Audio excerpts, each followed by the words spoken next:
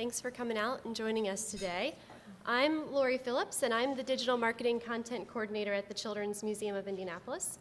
And I'm here with an amazing group of people who, over the years, have joined me in thinking deeply about how museums can openly engage with their communities. This session is titled Redefining Open Authority, because the core of this panel defined open authority at MCN last year, and we all felt that there was so much more to discuss, especially with you all here today. So not just with us, but we want to really have you guys participate as well.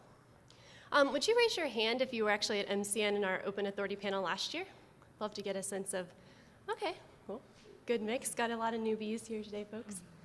So this time around, we really hope to shake things up by asking some big questions and getting you all more involved in the discussion too. So be thinking about those questions, and please do tweet away on the Open Authority hashtag. It's actually hashtag OpenAuth, which is up here. And you'll see all of our Twitter handles and the hashtag on pretty much every slide. So there's no excuses to not participate in the back channel. And we're gonna follow up on those questions later. So here's how your time with us is going to play out. I'm going to take a few minutes to share some background on open authority, including its basic definition and a framework that'll help us in discussing it.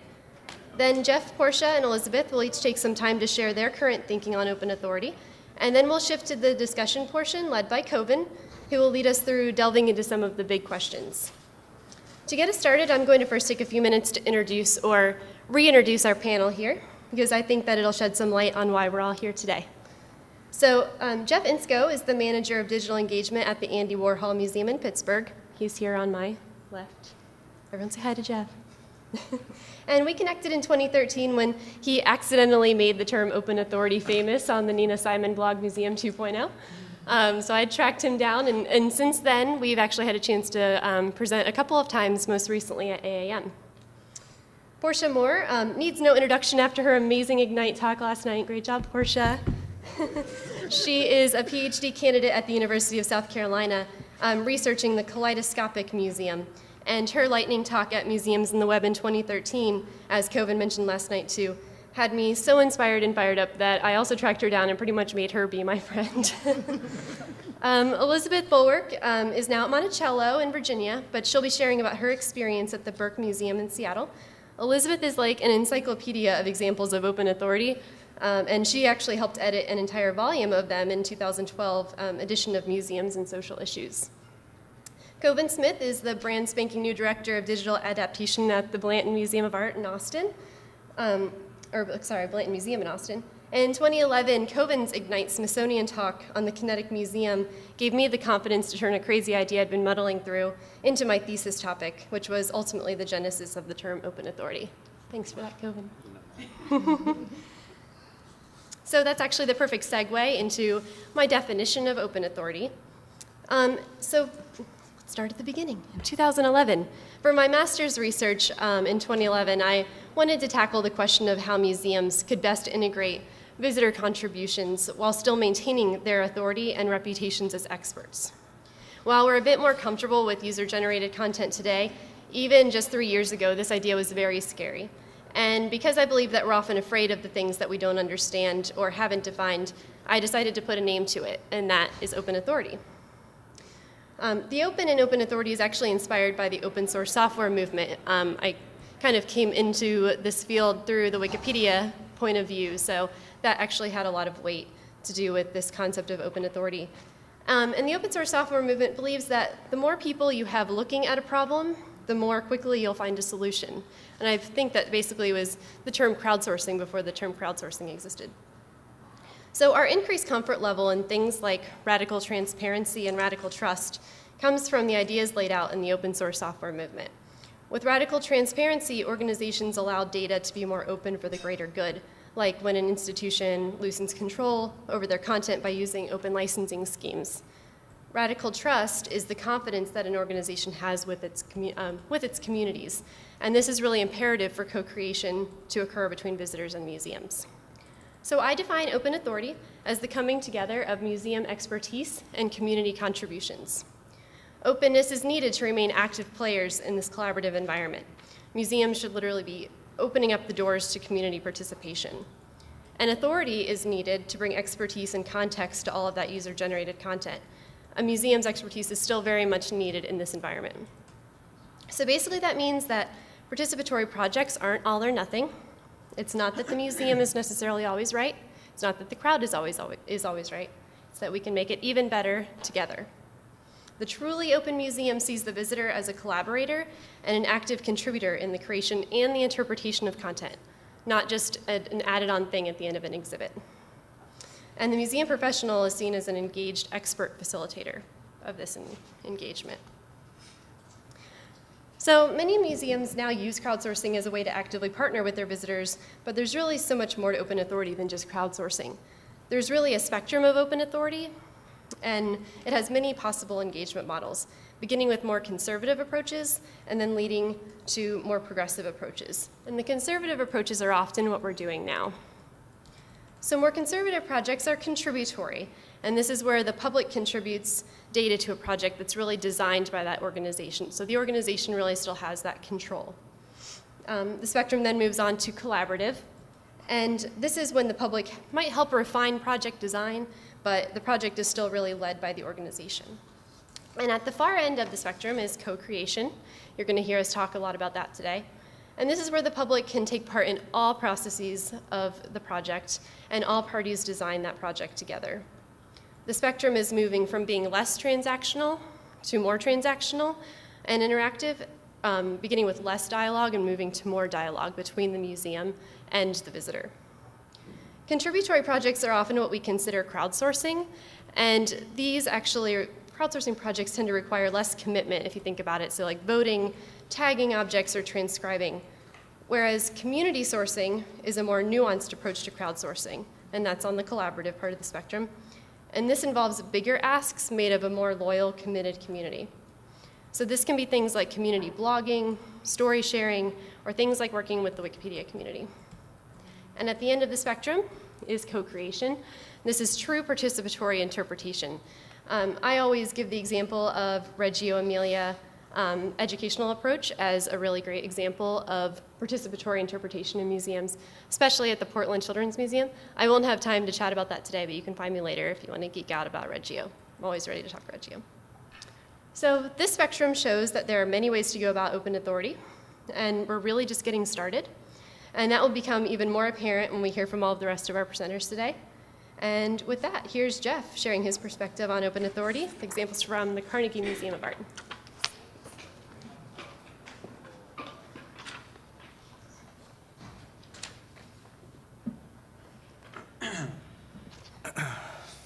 Hey, everybody.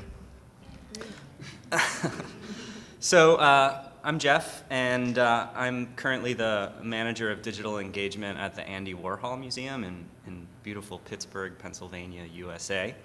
I've only been at the Warhol for a few weeks, though, and prior to that, I spent a couple years at the Carnegie Museum of Art, managing web and digital media initiatives. The Warhol and Carnegie Museum of Art are two of the 4 Carnegie Museums of Pittsburgh, so just for some context. But I'd like to talk today about a few projects I worked on during my time at CMOA that were inspired by the concept of open authority. Last year when this panel convened for the first time at MCN 2013, I focused this segment on CMOA's first foray into open authority, which was a project called Oh Snap, Your Take on Our Photographs.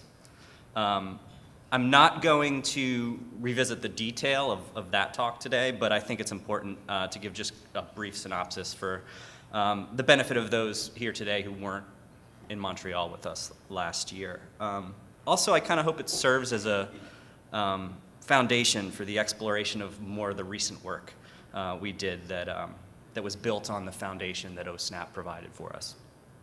So in February of 2013, CMOA launched the OSNAP project with one simple premise.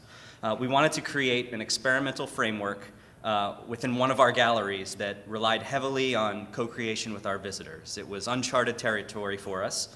And we went into it knowing it was risky, and we also went into it knowing that we were okay with not knowing how it was going to turn out. So this is how it worked. A cross-departmental, cross-hierarchical project team at the museum, absent of curators, hung 13 recent acquisitions from our photography department and asked visitors to respond to them in a photographic capacity with their personal devices, smartphones, tablets, personal computers, whatever. Those digital responses were then archived online and simultaneously hurled themselves into the real world, where they were hung on the walls next to the collection object that inspired the response. This is a photo of the gallery.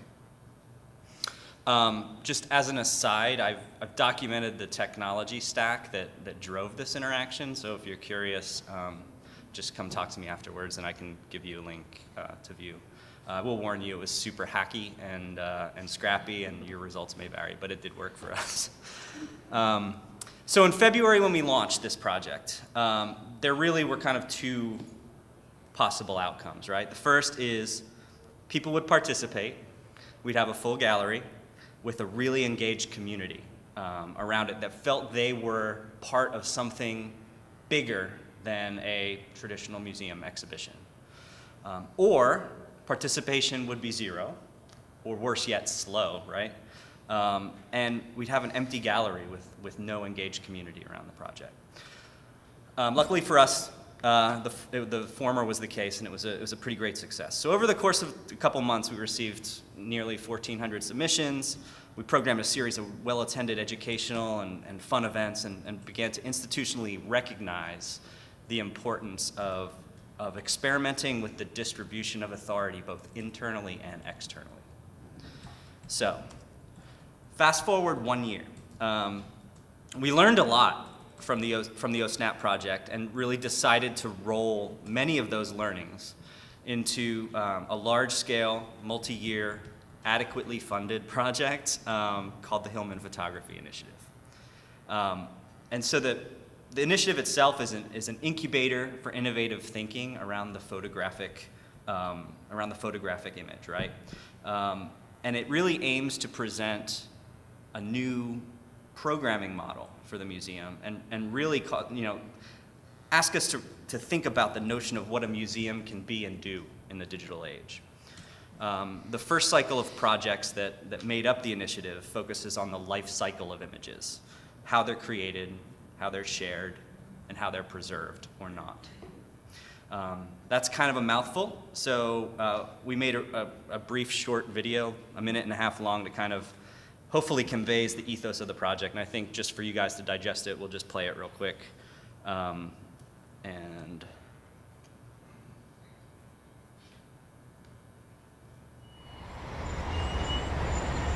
either of you have any time to answer some questions about how photography impacts your daily life?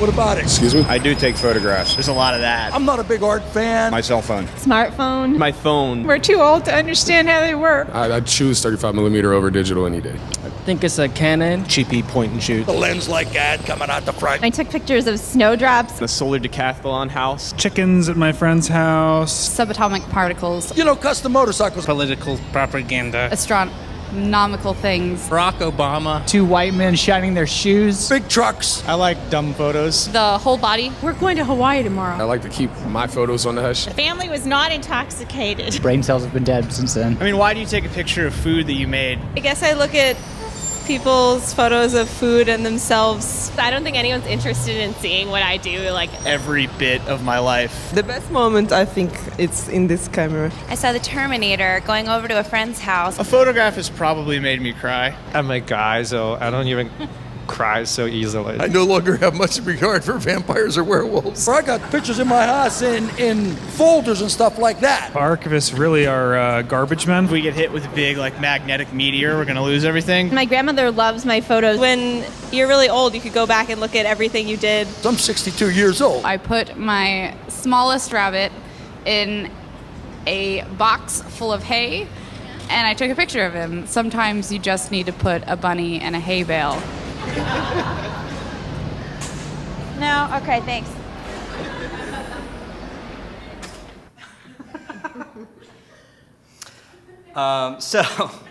That gives you kind of a feel for the vibe we're going for with this project. But just to be clear, research and planning for the initiative had been occurring for some time, but the notion of open authority really became a valid option for us and really interesting for us to consider only after the kind of the first cycle of projects in the initiative had been established, and we saw how OSNAP really informed many of the way we approach projects at the museum. So 2 projects underneath the umbrella of the initiative were really ripe for an open authority-based approach. They fell on opposite sides of the spectrum that Lori referenced earlier and had varied levels of success. So I'd just like to touch briefly on those projects to address the conditions which I think, in addition to open authority, lead to varied outcomes. The first is A People's History of Pittsburgh. This is a project that falls toward the right side of the open authority spectrum, right? Somewhere between memory sharing and co-creation. The project really aims to be a collaborative photo book detailing the history of Pittsburgh as told through user-generated photos. And users can submit images through a responsive website. At the time of submission, photos can be tagged with date and location. The images post to the online archive in real time and can be visualized according to decade or neighborhood in the city. And when the project concludes next month, CMOA is going to produce a print publication chronicling A People's History of Pittsburgh in its entirety. So in addition to the digital components, elements of A People's History of Pittsburgh had a physical presence in a gallery at the museum. And CMOA hosted on-site scanning days where we invited people to bring their analog photos into the museum, use our equipment, scan them, post to the site, and take the digital copies home with them. So from an accessibility point of view, we wanted to make sure people that didn't have access to technology were involved with this. We also made participating in the project fun, right? By requesting thematic submissions, fireworks over the 4th of July, right? Punk rock photos, memories of Pittsburgh sports teams, to really get people involved as they, in the subject matter that was important to them. And all of these elements created a really positive sense of community, and participants felt like they were really collaborating with us to make something meaningful, something that they, that wouldn't exist without their participation. And to date, we've received hundreds of photographs dating all the way back to the 1890s from a broad, passionate, and truly engaged community of co-creators. On the flip side, we have this project called This Picture. And like A People's History of Pittsburgh, we're inviting participation from users. However, that's really where the similarity of the projects end. Each month, the museum distributes a curated photograph through various channels and poses the directive, tell us what you think about this picture. The goal really is to gather responses that, when viewed holistically, create a platform for lively dialogue about photography's use, influence, and that kind of thing. With the community's help, the museum wants to explore a number of questions, such as what is visible in a photograph? What lies underneath? What causes a photograph to be made, to have impact, to be remembered? This is a really great, noble goal. However, the reality is that participation in this project is very, very low.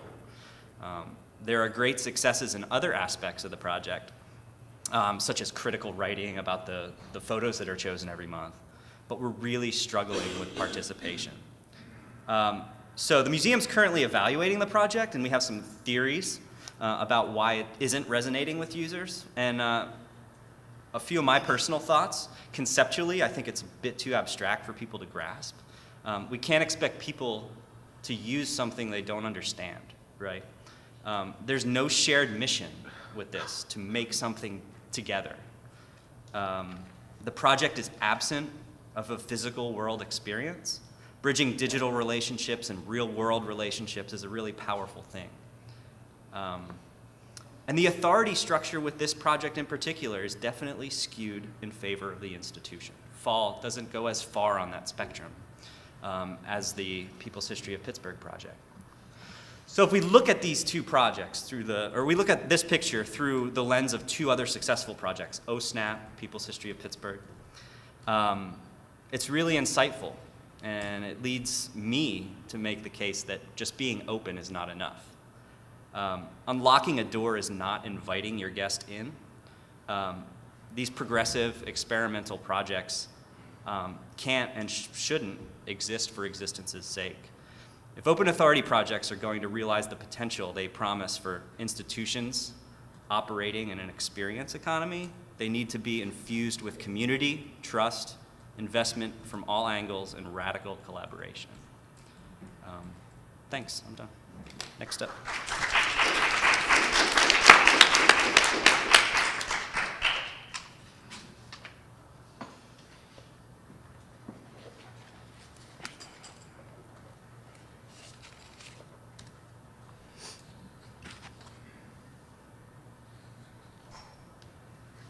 Okay. So I'm going to talk about, can you guys hear me? How I arrived at using this term open authority, and being very grateful that Lori sought me out to talk about open authority. So last year, well, let me back up. I am a cultural heritage informatics librarian who studies the intersection between archives and museums, but I'm also a little bit of an odd bird because I'm housed in a library school. Another kind of interesting thing about my work is that I do all of these things by using a theoretical framework called critical race theory. And critical race theory allows me to look at issues of race, power, and inclusion within the cultural heritage. And so last year, when I looked at this issue of open authority, one of the first things that I got really excited about was Lori's use of the term open and authority, because of that interesting kind of dichotomy there. And I thought that open authority allows us a kind of new model for inclusion. Again, I really liked the fact that Lori used the term open, because I think it's a kind of a bridge. One of the things that I'm really trying to understand in my research is why don't visitors of color participate the way that other groups participate? And so I'm on a personal mission to try to find that out. I think that this use of the term openness is a kind of posture. I think that the community would perceive that as a kind of a posture, and I think it would help to change the perception that visitors of color have about the museum as an institution. I also think that for visitors of color, the museum provides a very complex layer of barriers to participation, and so I think that this term open authority helps us to kind of unpack some of those things. So last year, I had an opportunity to visit a freshman English class at an HBCU, a historically black college and university. And I surveyed 22 students, and the survey was to get at the heart of museum going from these students and also their perceptions of the museum. I was really blown away by the responses that I got from the survey. Of the 22 students that I surveyed, only one had been to a museum in the last 5 years. And these students were going to a university where there were 3 amazing museums in less than a 15-mile radius. And you're talking about like amazing blockbuster exhibits, just a phenomenal experience, and I could not understand why they did not attend some of these museums.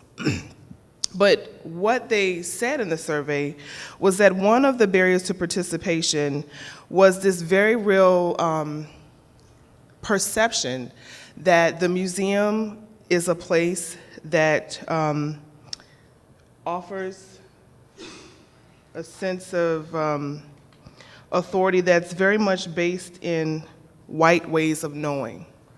And so there's this idea that,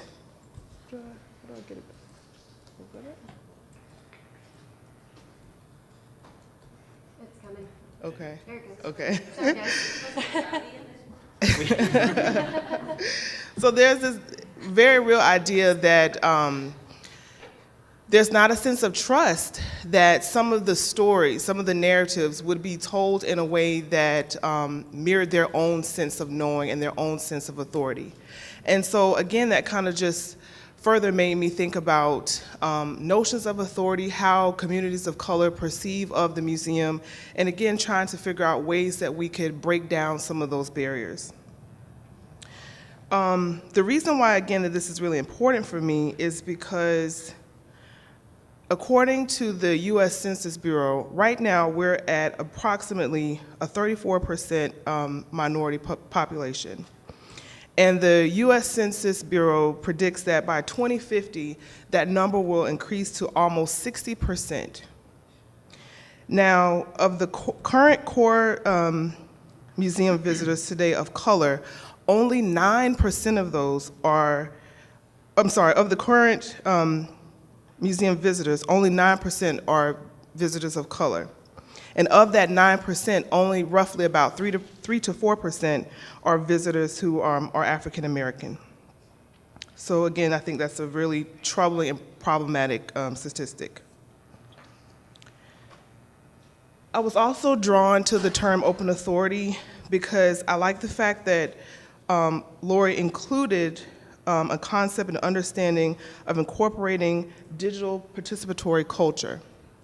And another reason that is really important to me is because in all the research that I'm reading about visitors of color and issues on racial inclusion in the museum, nothing had really addressed this whole issue of digital participatory culture and the impact of that on visitors of color.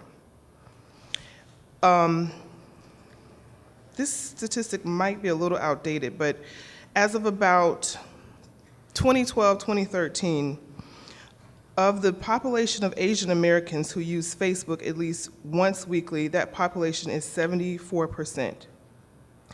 Of the population of African Americans who use Facebook at least weekly, that number is 53%. And of the population of Hispanic Americans who use Facebook at least weekly, that number is 52%. And so you can see that you have a very diverse population of users on social media. And then finally, one of the things that also kind of intrigued me about the use of open authority is that it really is a discourse of participation. And sometimes I get really, really excited about discourses of participation, and other times I get really nervous about discourses of participation, because sometimes if the language is not used in the correct way, I think it has the ability to be a little bit more divisive instead of strengthening. And so one of the things I like about my understanding of this concept, open authority, is that it's rooted in a sense of co-creation as opposed to an invited space. And for me, the language of that notion of an invited space is kind of sends a gatekeeper message. And the invited space also gives this idea that the visitor is someone who is an outsider or someone who has other status. And for me, that doesn't really bode well for this whole idea of dismantling this wall or barrier to participation. So that's why I'm really, really excited about this notion of open authority and ideas of co-creation, because I feel like the visitor feels very validated in their ways of knowing. Their authority has actual value within the system of the museum or the power structure of the museum, and it empowers their own sense of authority and how they create meaning in the museum experience. So Lori asked us to get the band back together and think 1 year later about open authority. And I've actually had lots of conversations in the last year about open authority. What does it really mean? How are we really using it? And so a year later, I think I'm very much wanting to hear from the panel, but also from you all, how are we understanding and using this term authority? I'm very much questioning the use of authority and wanting to be very clear about the ways that each of us are, again, using and meaning authority. And I realized this morning in talking with Elizabeth that I think sometimes in the back of my mind, I'm saying authority, but what I really mean is access. And so sometimes I kind of go back and forth between thinking open authority, but meaning open access in some variation. And then I think open authority is very useful because it's an equalizer of power. I think it allows for the visitor to feel that their museum experience is very much personally navigated as opposed to controlled by an authoritative voice or a museum that projects a very dominant way of knowing. I have one of the questions that I have is, are we placing more value on participation, or are we placing more value on this issue of expertise? And if so, how does that change the museum space?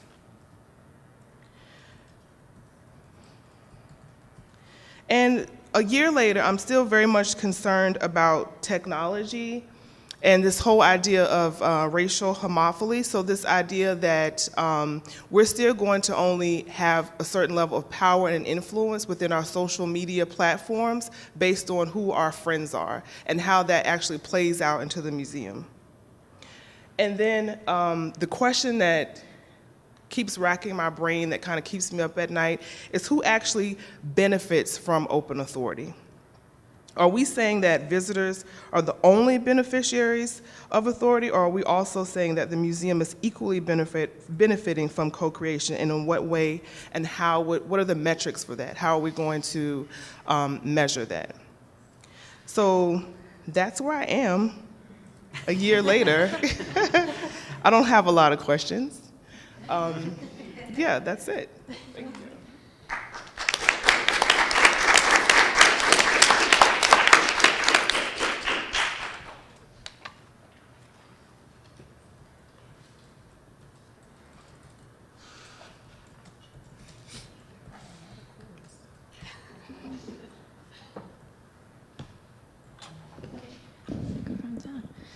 Hi, everyone.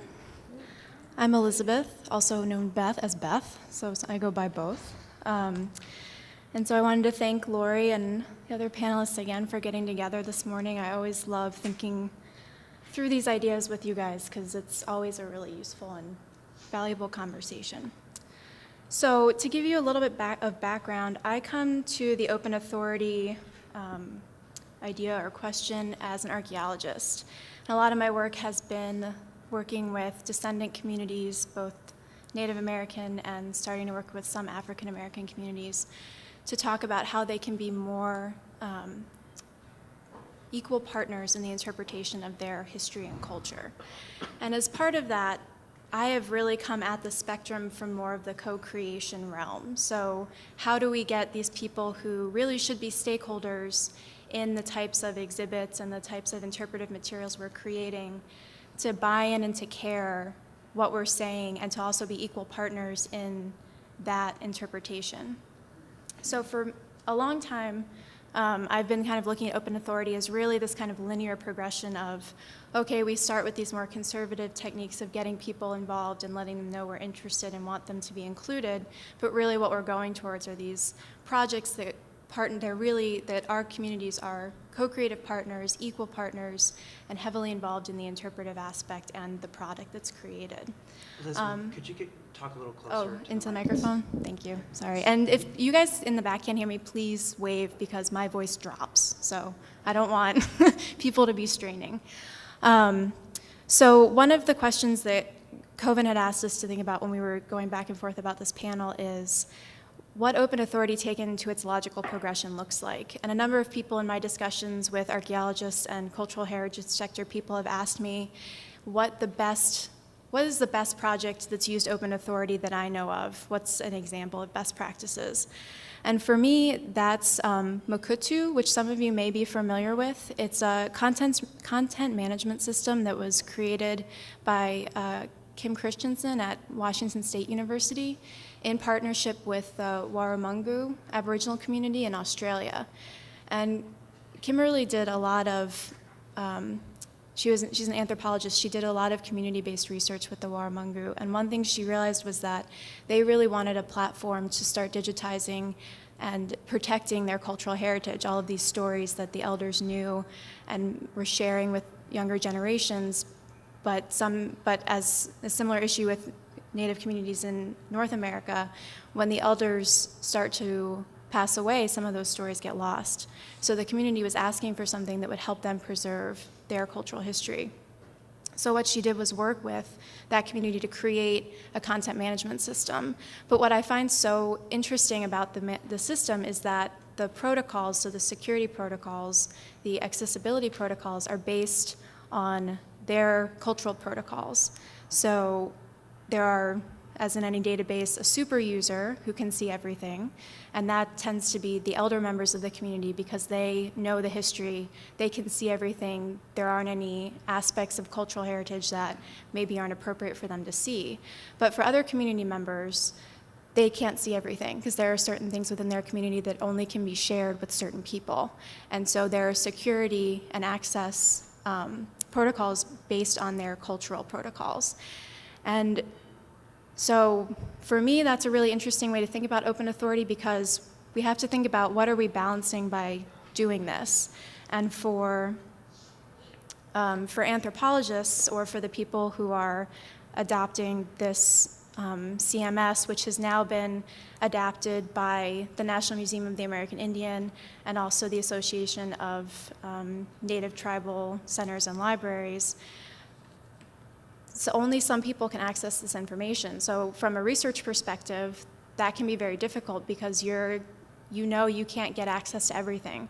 And in thinking about open authority and open access in the larger question of how do museums and communities benefit from these kind of partnerships, to some degree, researchers and museums and archaeologists and cultural heritage specialists have to acknowledge that when you create equal partnerships to create really amazing tools like this, that means giving up access to information. It means empowering communities to create their own tools to work with this information and not necessarily making it accessible to everyone.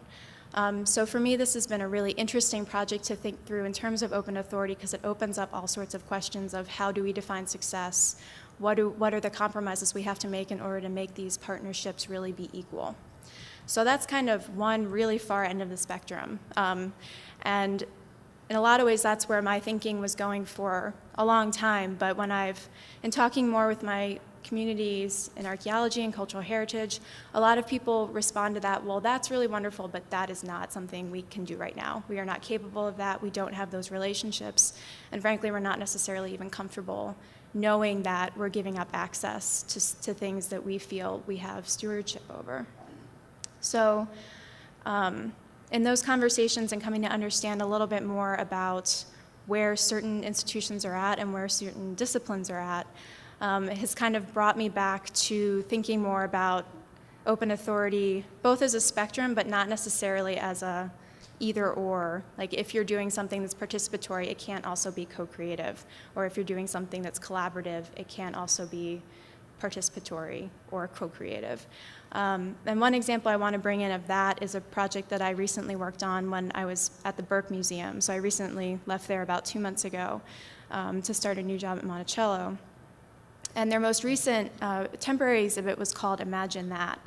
And it's Imagine That, Surprising Stories and Amazing Objects. And this project is really, to juxtaposition it with Mokutu, it's in a very different realm of open authority. So the Burke is a natural history museum. It was founded in 1885, and it's a research institution. So a lot of A lot of effort goes into the interpretive aspect of what's in the galleries, but there's also a lot of research and a lot of time going on behind the scenes, like any museum, caring for collections, doing research.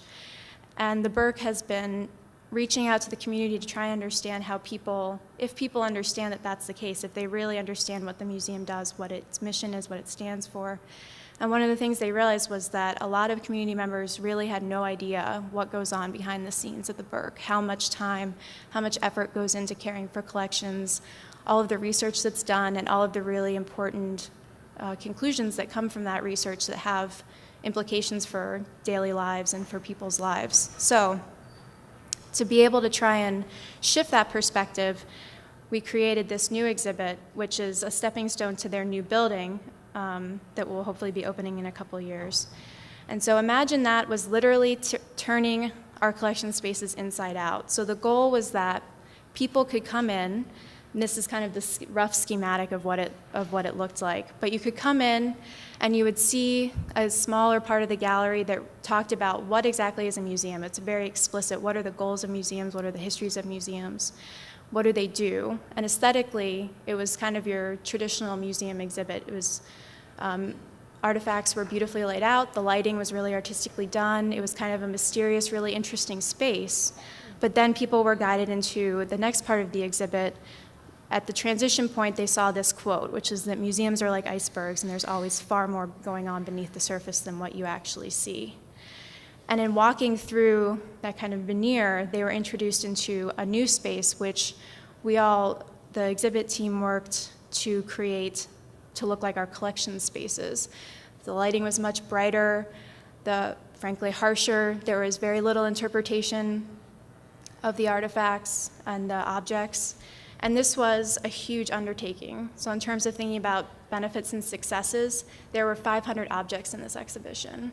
Paperwork had to be filled out for every single object. So the collections managers had to put in a lot of time into figuring out, and the curators, what was going on exhibit, how were we interpreting it, how is it going to be displayed. A lot of the objects were housed in their original housing from their collections drawers.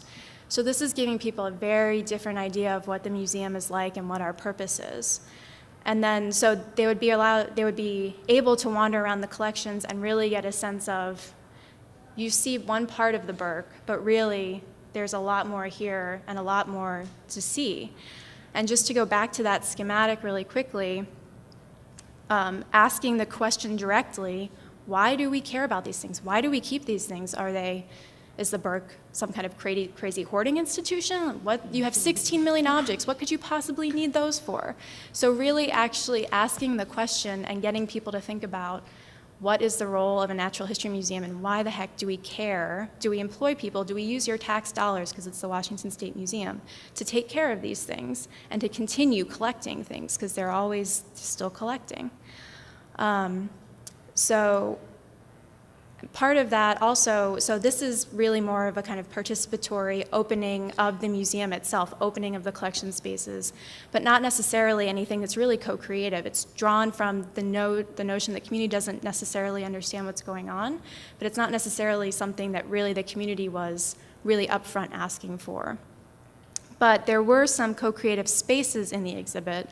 So there was a couple of videos that I worked on with local area archaeologists to talk about some of their work on the collections from firms that are working outside of the museum to try and show people, what are archaeologists in your community doing, and letting the archaeologists talk about the importance of collections to their work and to people's daily lives and understanding the history of Seattle. And there was another video about some of our Polynesian students in the University of Washington who were using the collections as a way of keeping up their relationship with their culture even when they're very far away from home. And one of our curators has been working very closely with those students to create an exhibit and a video so that they can talk about how they are also curators. So in reality, to me, this exhibit is an open authority exhibit, but it has aspects of co-creation, of participation, and some collaboration. And what I found most useful about it at the end, although we're still waiting to hear exactly what the numbers were in terms of how people engaged with it, how many people came through the doors, is that it's really opening the museum and opening the collections, which really are the most important thing for museum staff, to the public. And that's then trusting the public to interact with those things and do so responsibly. So I found it to be a nice balance between multiple aspects of the co-creative spectrum, and that's kind of shifted my thinking in terms of it's not really a linear progression. And now I'll go to it's really something that you can point towards any aspect in any one exhibition, or you can even point towards more than one. And one thing we were talking about this morning that I kind of added was also a publicity aspect to the spectrum, because sometimes if a museum is not publicizing what they're doing, if they're not talking to their community really directly about what they're trying to do, like what the Burke was doing, people don't necessarily understand or know what these things are for. So even part of this open authority spectrum is museums being really open and inviting and getting the word out about what they're trying to do really specifically. So in terms of trying to sum it up so we can move on to the discussion, I think that there's a really it's really important to have a balanced perspective and not necessarily be gunning for one particular part of the spectrum, although we can talk kind of about reality versus ideals. But my thinking has become a lot more nuanced in terms of what institutions can expect and how they can define success in these kinds of projects. And I would love to hear more about what everyone else thinks. And before I switch back over to discussion really quick, I think most of you will see there are yellow feedback forms on your chairs. MCN would love if you fill those out. Sorry, I'm putting on my volunteer coordinator hat here. And if you don't mind to help our volunteers out, if you do fill it out, if you could put it in the manila envelope that's on the back table, that would help us. When you fill it out. Sorry, yes, when you fill it out. I'm going to use authority and say when you fill it out, please leave it on the back table. But so now I think we'll transition to some discussion. Thank you.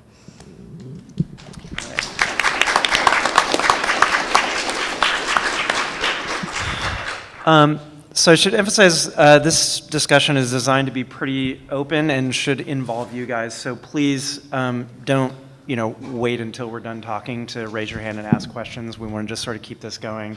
And both Lori and I think most of us are actually sort of monitoring the open auth hashtag. So you can also, those of you who are not predisposed to raising your hands are welcome to ask us questions there. But I think what I want to start with a little bit is I feel like our sort of intuitive definition of open and the public's way of perceiving open actually are fairly in confluence with one another. I'm not sure that that's the case with authority. And I want to dig into the definition of authority and how each of us are kind of thinking about it, because as I tweeted out, like, I'm not sure that I think it exists in the sense that I feel that museums, as they've been sort of going through an identity crisis in the last 20 to 30 years, I think have sort of latched on to authority as a thing that provides value, a perceived value anyway. But I'm not sure, and it certainly seems that Porchia's studies are bearing this out, that I'm not sure that our community values that, or even necessarily recognizes it as a thing to be valued. So I think if we're going to arrive at a really good working model for what open authority looks like, I feel like we need to understand, is authority something that we should continue valuing or not? And sort of what does it mean to us? And I'd like to give a little bit more background, too, of just this genesis of open authority, because what's interesting is that 3 years ago, my perspective was that internally, staff need to be convinced that this is a thing we should be doing. That was my thinking initially. I think from then on, it's now shifted into what is the value publicly, but it's this idea of including authority in it just for the reason of, whoa, don't worry, other staff members, there's still authority here. You still matter. There's still authority. It's okay. So there's the open, there's the authority, and that's kind of where I was coming at it originally, and that was kind of where that inherent value in having authority was. But I think that now we're at the point where we need to think about this, and what is the value publicly, and is this term relevant in that way?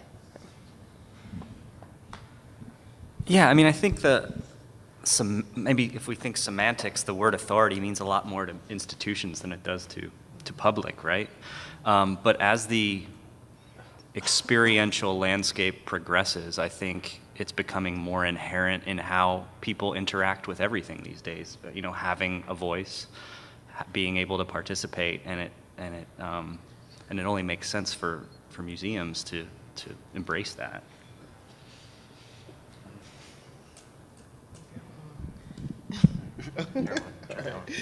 Thank you. I think in the experiences that I've had and the work that I've been able to do, I think at the root of this whole idea of authority comes from a perception of visitors of color that museums are very much public white spaces where visitors of color have to perform race in some kind of way, or in my experience, if you've read my post on Nina Simon's Museum 2.0, I had a very interesting experience where I was expected to perform blackness. And I think in terms of authority, there's very much a notion that the museum represents white ways of knowing that don't necessarily resonate with other cultures' ways of knowing. So I think that there's real work that needs to be done in how you somehow, for lack of a better word, integrate those concepts of ways of knowing. And I think that has a lot to do for me with this idea or notion of authority. Well, I think that, that to me is really interesting because, like, in a way, part of the reason I feel that authority as a concept is a little unhealthy is that authority, I think I've said this before, but authority feels like something that we're owed, whereas trust is something that is earned. Mm-hmm. You know, and when I think about, you know, your idea of sort of, or not your idea, but your perspective of validating multiple perspectives and multiple ways of knowing, I have a hard time seeing that occurring within the framework of an authoritative voice. Yeah. But, you know, in a sense of saying our job is to, you know, establish trust from our community, you know, to earn that trust effectively. And I think a big part of earning that trust would be saying, when you come in here, your way of knowing will be validated. Does that make sense, or am I taking that too far? No, I agree. Maybe I'd like to hear what other people Any more? But... No comments on that from the audience? In the back. Yeah, Jim? Oh, well, just in general, in terms of talking about open authority, I think one of the interesting things is that, and let me start with Sam. Jim Salmon, my wife and I, Tim Levitsky, work here as citizen science history. We're unaffiliated, independent, and there's a tendency when you all talk about open authority, it's kind of like the crowd, individuals, where as we move forward, I think there's going to be a lot more grassroots, organized, kind of peer-to-peer learning types of things, where we're not just individuals, we're a group. And so when we collaborate, like we're working with Stanford libraries, they know a lot more about museum informatics than we do, but in terms of the thing that we're passionate about, our history of microcomputer software, the folks, we know a lot more about what we're passionate about than the folks that we work with. And so they can tend to seem like we are the authority and we'll teach you, as opposed to, there needs to be a level of respect for, we each bring some different kind of authority and knowledge, and there's a lot of opportunity for creative collaboration with, I think, when you have these grassroots groups that say, I want to work with you because we want to document something and preserve it, to think of us not just as a bunch of individuals, but learning kind of community, like projects. And I think that's one of the reasons we came here was to try and say, there'll be more of folks like us showing up, I think, over the next few years, and see the work with. Right. We'll start showing them and saying, here's what we want to do with it.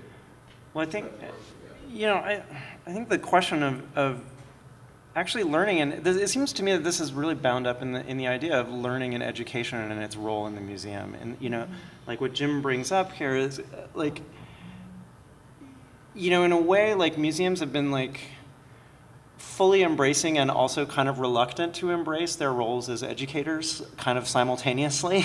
Like, it's almost like, we're not teachers, but we're going to teach you. I mean, maybe that's not a really fair assessment, and I'm sure the educators in the audience here are not happy that I just said that, but, in a way.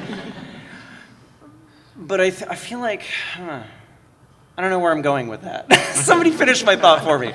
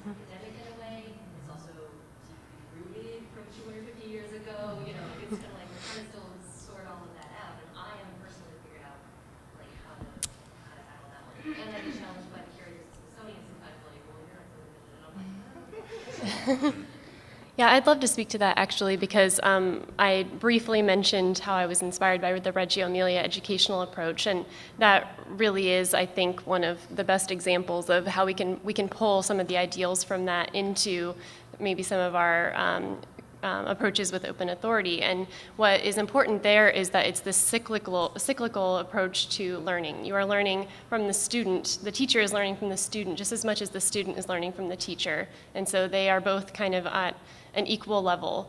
And that is really important with Reggio. And in fact, even to the extreme that a teacher in the classroom is learning from that 2-year-old just as much as the 2-year-old is learning from the teacher. And that's truly what they feel in that philosophy. So if they can be doing that there, why can we not be doing that with our visitors in exhibits and learning together with each other? So I think that maybe that's a good angle to come at that with.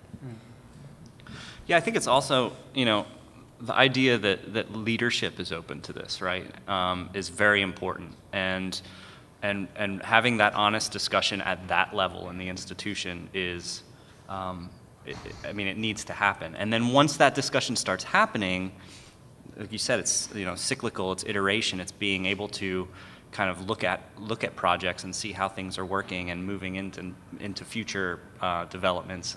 So the idea of leadership being open to iteration is key, I think.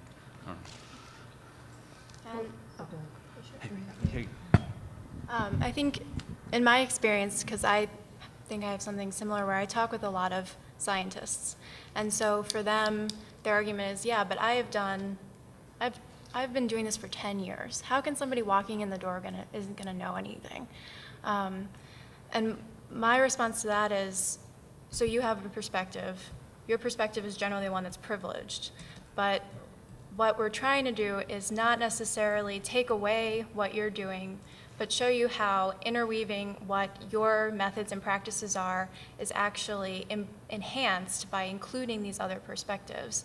And the way that I've seen that done in archaeology is people who can really walk the line, the fine line with research projects that are community-based, but actually show results that are engaging to both the community and the scientific community, which is really hard to do and takes a lot of training and community engagement, but shows those kind of the harder science perspective that this is actually making a more holistic interpretive framework. It's not saying your way of knowing is bad or wrong. It's just trying to include more perspectives so that we can better understand the past, better understand our history and our culture. And that seems to have more, it seems to be more positively and respectfully engaged with, but it's a long road, and I think it's going to take a lot of research and really good products that are successful to show some curators and scientists that this is a good road to tread, because we're improving our understanding of how things are working rather than negating all the training you've gone through and worked so hard to achieve to privilege these other perspectives. Well, I think some of that is why I posed the question of what exactly are we placing value on? Is it the participation, or is it like the expert knowledge? I think because we still are not really sure what social media is in terms of like, where is it going to take us? I think we still can't really answer that question, which is why I think like several years ago, there were lots of conversations about this third place. So a place that's neither museum nor library or archive, but this place where you can go and get content and create content and have maker spaces. And I feel like we need to kind of revisit that conversation a little bit more, because I think that the way that technology is changing our visitors' expectation of what should occur in the museum, that we will go more towards these places that are third places. So, I don't know. Yeah. We do have a question from Twitter, which I'm not sure if any of us on this panel are qualified to answer, so maybe somebody in the audience would be able to. From Charles Zane, she said, what relationship, if any, does repatriation, whether physical or digital, of museum objects have with open authority? Which is a really interesting question. I'm not, anybody on the panel? Well, I interned at the repatriation office at a museum many years ago. So I think it has a lot to do. I think it has a lot to do with that accessibility issue. For scientists, part of gathering data is gathering all the data out there, and that gives you a better, increases your ability to be able to say your argument is valid. Part of what I keep hitting with, having worked in repatriation, having worked with a lot of Native American communities, is this argument that if we give away this data, we are not going to know what the past was like, what people were doing. We are giving away. When you say give away this data, what does that mean? By giving it back to communities, it means we can't study it. I see. And my response to that has been anthropology and archaeology, and in a lot of ways museums, have built off the backs of these people for hundreds of years. We have made our careers and made our buildings studying them and their ancestors without giving them access to things and information that are really important for their livelihood and their cultures. And if we're going to be able to continue to exist, I think we have to come to an understanding that we're going to have to give up some of that information to show them that we really mean it, that we really want to work with them, that we're willing to compromise. And that's a hard pill to swallow. Being a researcher, I haven't been able to access some of the things I've wanted to see. But in my mind, that's part of the price I pay for being part of a discipline that hasn't been open and is really only starting to try and deal with these issues. I'm Charles, so I feel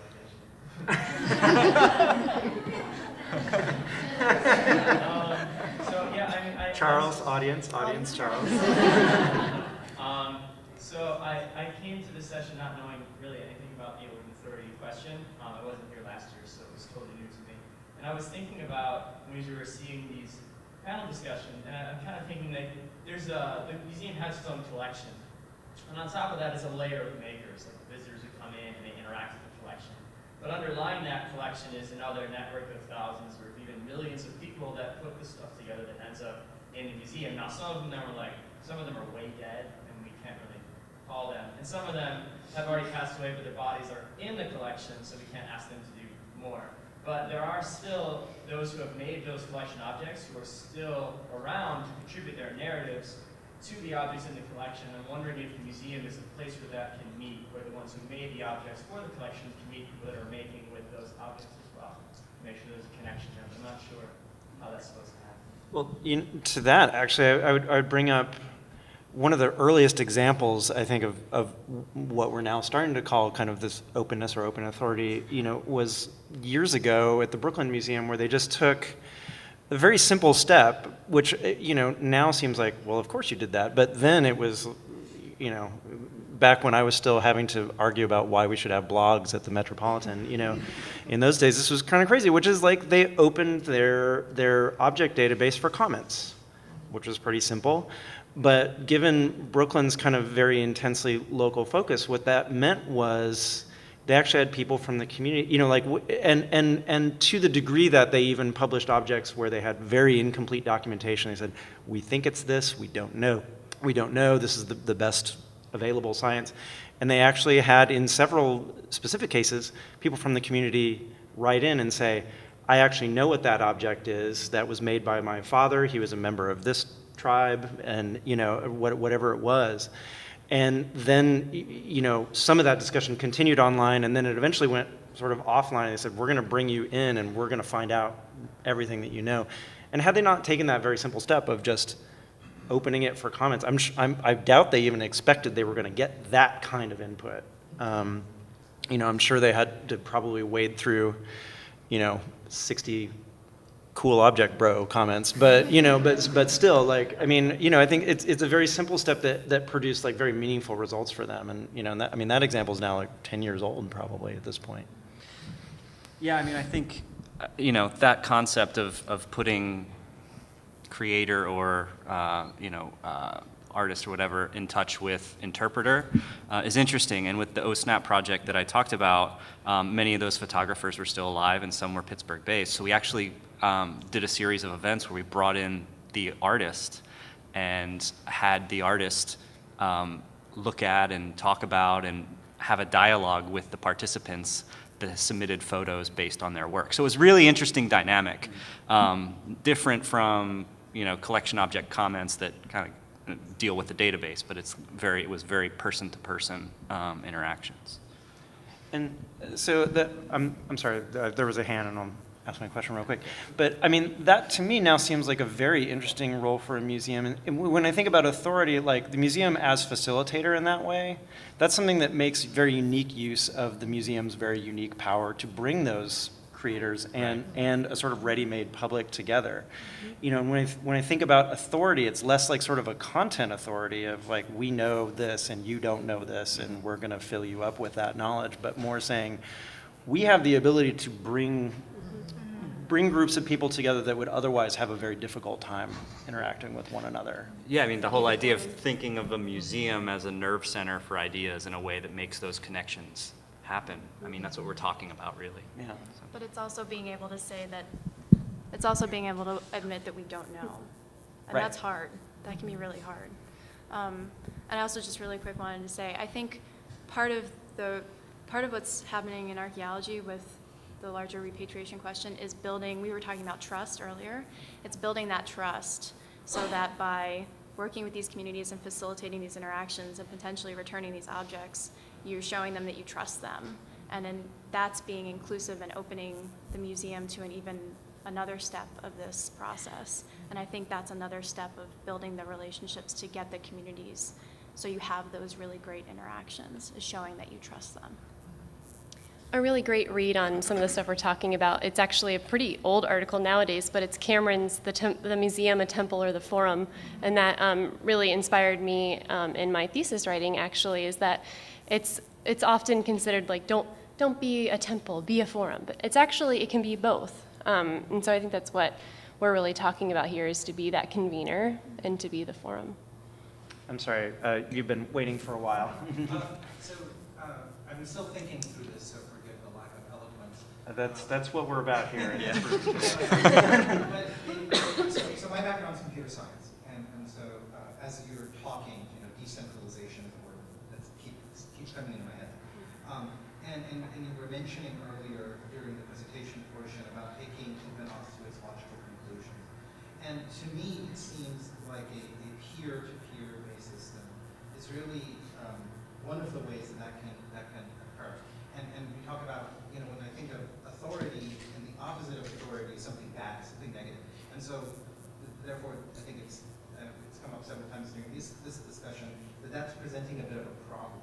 And so instead of having the opposite to authority, if we just all magically wave our hands right now and agree to decentralize the authority, but can we replace that with something that it can only grow positive, so it's not a zero-sum game? And to me, recognition was the thing that came to mind immediately. And the reason it was recognition is there's some emotional needs. As humans crave recognition. It's a way of bringing awareness and observation to facts or to things that, as a group, we're starting to consolidate and we're starting to agree upon. But there's a danger with recognition, and the danger with it is that you get the same problems that Porchia was pointing out, which is that, okay, well then, what if all of the recognition just goes towards a white way of knowing, right? So how do you mitigate that? And the thing that came to mind was that could you treat museums as sort of these, these very responsible entities, and so their responsibility is to shed recognition on ideas that are not going to necessarily be the most popular. Those will organically have recognition on their own. But instead, maybe the responsibility, and it's really a hard mandate, is to find out and to nurture and to offer these multi-layered maker spaces and these creative, collaborative environments to nurture those potential, I don't want to call them minority ideas, but the ones that aren't as recognized, and help promote that to the crowd. And in this way, can you not only combine collaboration, this is the part I really haven't thought through, but also facilitate the recognition of new things and helping them by virtue of the museum, this established entity. You don't want to give that up. Museums have also done a lot of good. We always say all these things about, okay, it's not 250 years ago, but there's a lot of good things museums do. And how can we leverage that to then improve the future? That's a little not well formed. Then that was a question or comment? My comment. The question part of that is, are there mechanisms that you, the panelists, see that can be done in museums through social media as the fabric of doing that to spread this recognition so that, for example, citizen science can benefit from it, so that individuals who come to the museum can participate immediately right there in a discussion and not just listen to somebody talking about something, et cetera, et cetera, et cetera. I mean, I think there are lots of examples of that. I think one of the Ignite talks last night, the Blacklist Project, is somewhat of an example of that. There was something that you said early on that really resonated with me. I think it was your use of the word recognition, which I think when I hear Elizabeth talk, even though she's not using that word, she's saying what I think we both talk about a lot, is this whole idea of trust. And so when you said recognition, it kind of made me think about this conversation that I was sharing earlier with them, in that there was a woman at our local art museum who was sharing this story that she was standing outside of the art museum. She's a black woman. And she said that another elderly black woman approached her and said, can we go in there? Like, she saw her come out and she's like, we can go in there? And so I say that to say that your idea of this notion of like recognition, I think in peeling back this whole idea of authority, there has to be some kind of reconciliation, whether it's the language we use or how we use our social media or programming or something that recognizes the racial history of some of the institutions in this country. The fact that there's still a racial memory, a community memory of the museum as being a place that you could not go, which I think people kind of still like forget that. Like people still have racial memory and of the museum as being a place that is truly a place that you cannot go.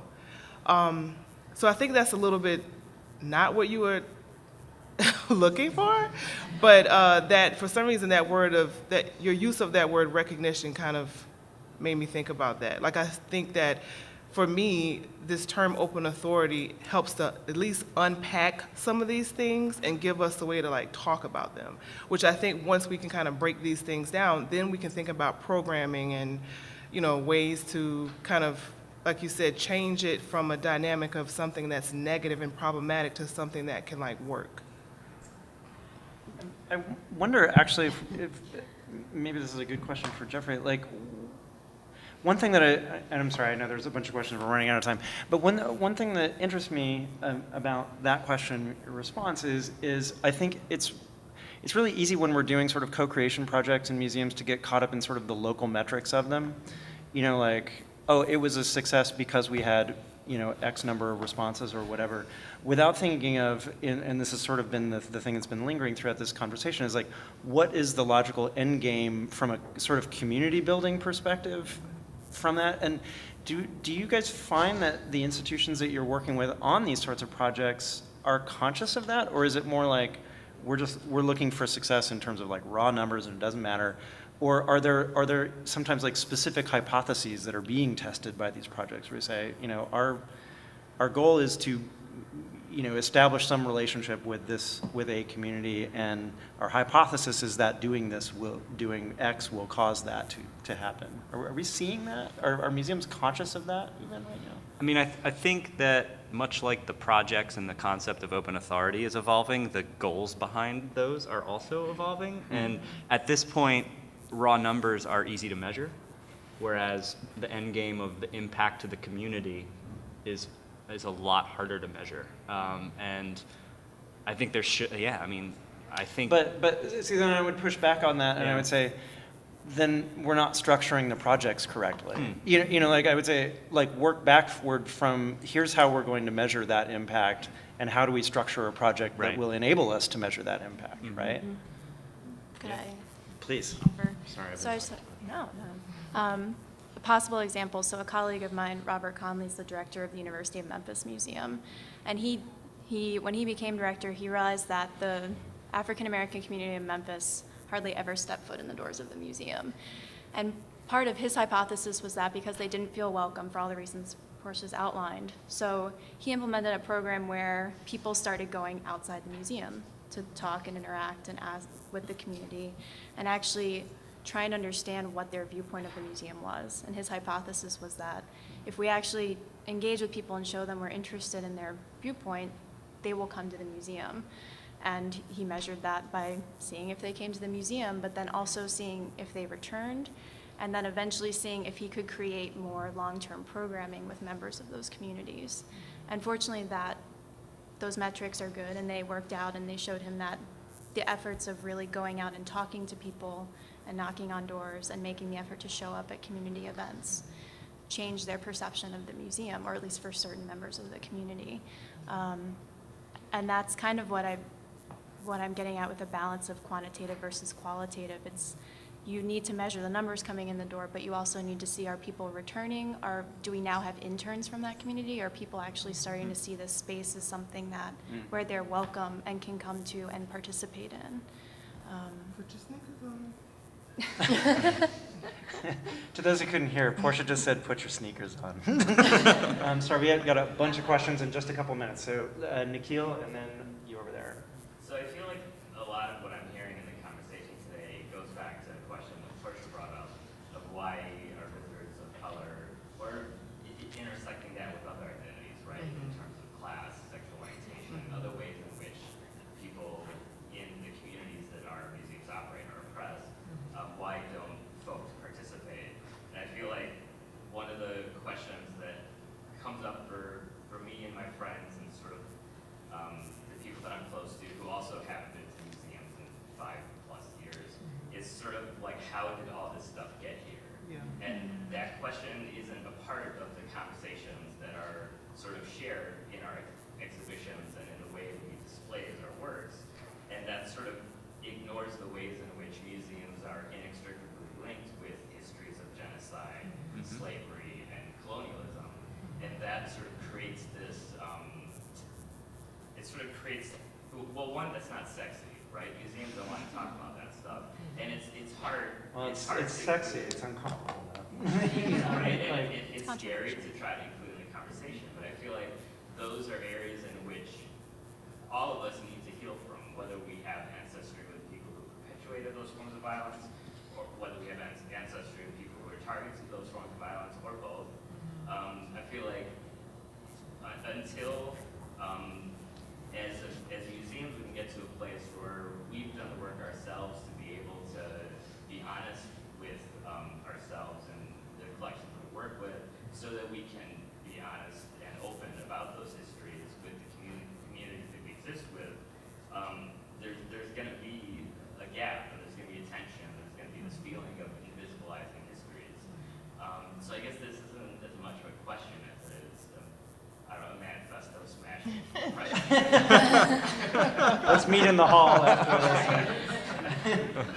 I'm sorry, we have, I think, 1 minute left. Martin?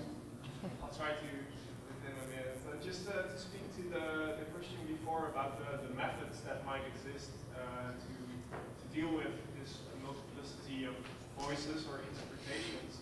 I think on the technology level, we actually already have that. We have technologies for versioning, for within the software world to fork something.